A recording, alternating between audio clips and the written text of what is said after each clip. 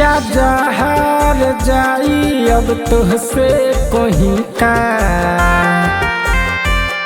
जा जहार जाई अब तुहसे कोही का। ले ले बारू जान तू दिल तोरे के ठिका, ले ले बारू जान तू दिल तोरे के ठिका।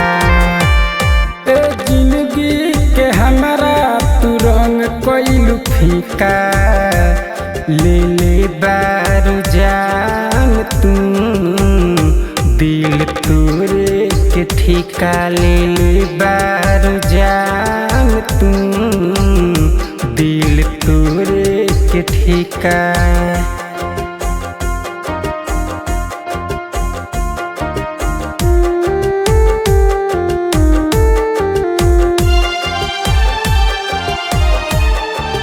दूसरा के घरवा के बन जइबू कनिया, सपना प हमरा तू फेर देबू पनिया।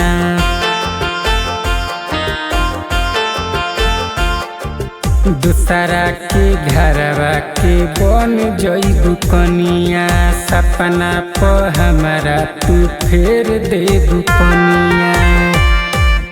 दिलवा के दर्द केहू से कोही का, ले ले बारू जान तू दिल तोरे के ठिका, ले ले बारू जान तू दिल तोरे के ठिका।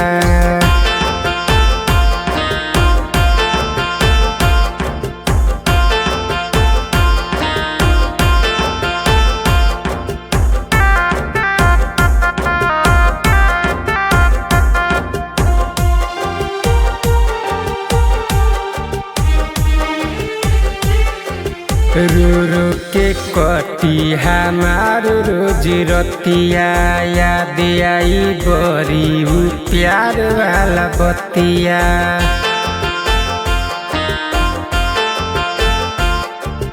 रो रो के कटी हमार रोज रतिया, याद आई बड़ी उ प्यार वाला बतिया।